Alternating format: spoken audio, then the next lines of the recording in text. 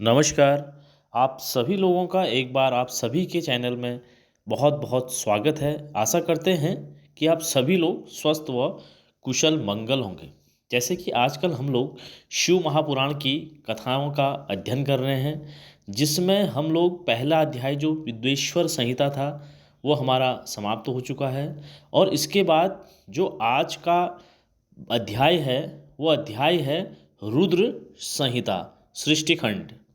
तो प्रभु की, बाबा की, महादेव की एक बहुत बड़ी कृपा है हम लोगों पर, जो इतना अच्छा अध्याय हमको अध्ययन करने के लिए मिल रहा है।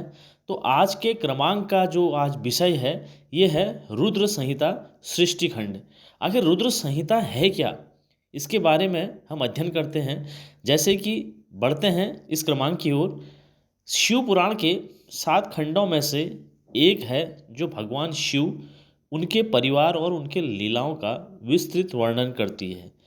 रुद्र संहिता में भगवान शिव के विभिन्न अवतारों जैसे रुद्रावतार, सती और पार्वती के जीवन, शिव पार्वती विवाह और ज्योतिर्लिंगों का वर्णन है। अब इसमें क्या है कि शिव महापुराण का जो खंड है, इसमें रुद्र संहिता शिव पुराण के 7 संहिताओं में से एक है और जिनमें लगभग 24,000 श्लोक हैं।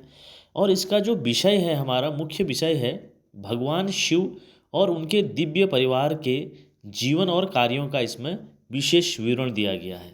और इसमें विशेषता इसकी क्या है, रुद्र संहिता की सती और पार्वती। इसमें देवी सती और पार्वती के जीवन का घटनाओं के वर्णन है, जैसे कि हिमालय के साथ उनका विवाह और उनका अवतार लेना। रुद्रा अवतार है, इसमें भगवान शिव के 11 प्रमुख रुद्रा अवतारों का उल्लेख मिलता है। ज्योतिर्लिंग का उल्लेख है, इसमें 12 ज्योतिर्लिंगों का भी वर्णन है, जो शिव पुराण के कोटि रुद्र संहिता खंड में शामिल है।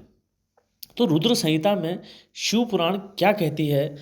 व्यास जी कहते हैं, एक समय की बात है, नैमिषारण्य में निवास करने वाले शौनक आदि ऋषियों ने सूत जी से पूछा, हे सूत जी, हमने सुना है कि भगवान शिव शीघ्र प्रसन्न हो जाते हैं। वे महान दयालु हैं, इसलिए वे अपने भक्तों को कष्ट नहीं देते।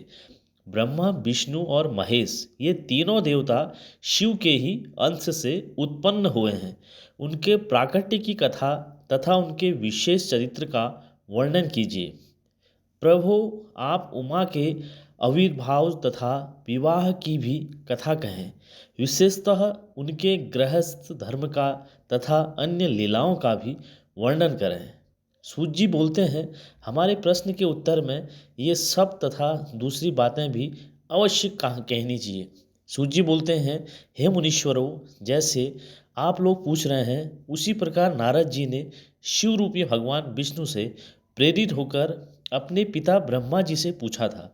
तो ऋषिगणों ने सूत जी से पुनः पूछा कि हे प्रभु, ब्राह्मण तथा नारद का यह महान सुख देने वाला संवाद कब हुआ था, जिसमें संसार से मुक्ति प्रदान करने वाली शिव लीला वर्णित है? कृपा कर वर्णन करें। तो रुद्र संहिता का थोड़ा एक मैंने भाग आपको बताया। इसके बाद जो अगला अध्याय है उसका हम कल वर्णन करेंगे। तो मिलते हैं कल के वीडियो में।